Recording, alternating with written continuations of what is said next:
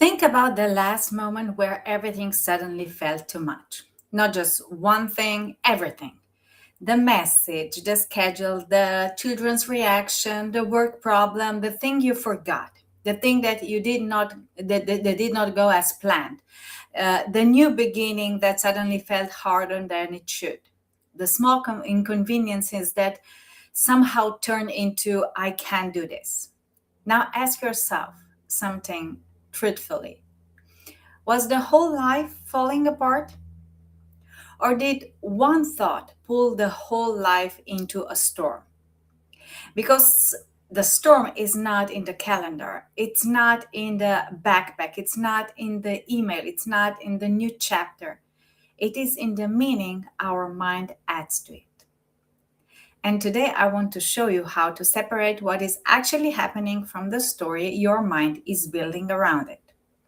If this speaks to you, comment storm below and I'll send you the 3 questions I use to calm the thought storm before it takes over. And if you're watching this live, please write in the comments live, or if you're watching this later, write replay. And put in the comments yes if you have ever had one hard moment turned into a whole story about failing, being behind, or not being enough. Let me share first the story with my daughter. Um, it happened recently, and the school year just started. And that strange beginning of the year energy where everyone is trying to remember a routine, a new schedule, a new bags, a new responsibilities, new emotions. And the day 3 came, and my eldest daughter came home like a storm. Her movements were sharp, her voice was high, everything was wrong. She had decided to switch from handball to athletics, and that's a brave choice, a real shift, and something she chose with her heart and really wanted to. But then the reality arrived. She was not at the same level as the girls who already trained for years, which is normal, but she wanted to be excellent immediately. And when she was not, her whole sense of self started to collapse around it. And then the backpack became a problem. There were too many things to carry, too much to organize. The schedule became a problem. 3 hours of its subjects she did not love became a disaster. And a new beginning suddenly felt like her whole life was caving in. And as a mother, I could see her pain. But as a coach, I could also see something else. It was not only what was happening, it was mostly what she thought was happening. She was not just thinking, this is hard. She was thinking, I'm failing. I should already be better. I cannot handle this. This means something about me. And that is where the storm grew. Not from the facts alone, but from the story around the facts. And this is the first thing I want to offer you today. When you're feeling overwhelmed, do not immediately ask, how do I fix my whole life? Ask what is actually happening here. Separate facts from the storm. Because the mind can take one real thing and build a whole storm around it. So the fact could be, I am new at this. And the storm says, I'm terrible. The fact may be, the schedule is full. The storm says, I cannot handle my life. The fact may be, my child is upset. And the storm says, I'm failing as a mother. The fact may be, I made a mistake, and the storm says, I'm not good enough. The fact may be, someone did not respond, and the storm says, they are judging me, they are rejecting me, I did something wrong. And this is where high achieving women often suffer so much. Because we do not only deal with the situation, we deal with the situation plus the story. So the situation plus the fear, situation plus the an urgency, the situation plus the pressure, the situation plus the old identity of needing to get everything right. And that is exhausting. Please write facts in the comments if you are ready to start separating what is actually happening from what your mind is adding. So let's make this very practical. Let's say you start something new, a new job, a new business, a new habit, a new boundary, a new way of speaking up, or a new sport like my daughter.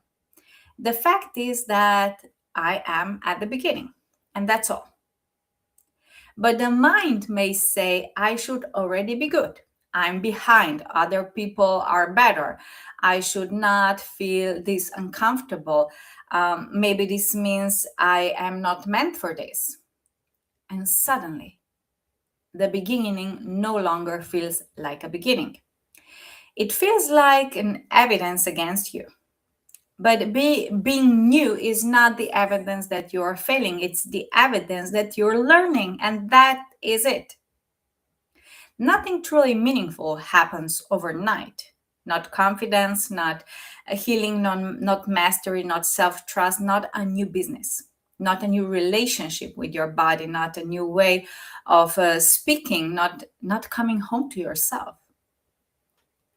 These things are built through presence, repetition, and grace. So when your mind says, I'm not great yet, you can answer, of course not. I am becoming. So I want to say this very plainly. Your thoughts do not just describe your experience, they shape it. And your thoughts can inflate the problem. You see, the same situation can feel very different depending on the thought you're looking through. If the thought is, I'm failing, your body reacts as if you are in danger. If the thought is, this is beginning, your body has more room to breathe. And if the thought is, everyone is ahead of me, you contract. If the thought is, I'm learning at my pace, something softens. If the thought is, I cannot handle this, everything becomes heavier. If the thought is, I can take the next step, the world becomes smaller in a good way.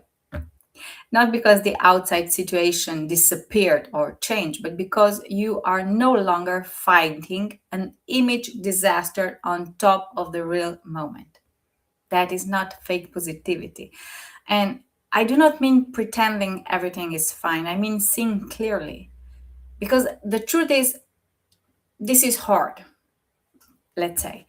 But the storm says, this is hopeless. And those are not the same, you know? There's a big difference. And maybe the truth is that I need support, but the storm says I'm weak. And that's not the same again. And maybe the truth is I'm tired, but the storm says I'm failing. And those are two very different things. And your freedom begins when you stop treating the storm like the truth. So, with my daughter, we sat down and slowly, piece by piece, we unpack it. So, what is actually happening? What is the thought? What is the fear? What is the one thing we can solve? And what is one thing that just needs time? The backpack was not proof of failure, it was a practical problem. The schedule was not an enemy, it was an adjustment. Athletics was not a sign she was behind, it was a new beginning. And as we separated the facts from the storm, I watched her body change. Her breath softened, her voice slowed, her body became less sharp. The world did not change completely, but her experience of the world changed. And I thought, that's all what that is what we all need. Not someone to tell us we are dramatic, not someone to dismiss our feelings, but someone or a part of ourselves that can say, let's slow down. Let's take a look. What is real? What is a story? And what is one next step? And comment slow if you feel how much your system needs that kind of pause now. You see, there's also another layer here.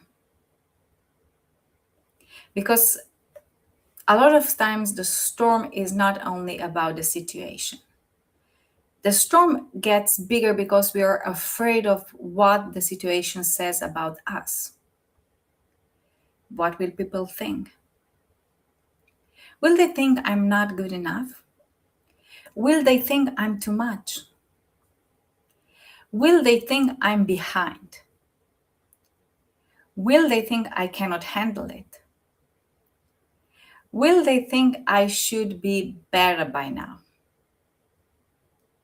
And this is where we begin to edit ourselves.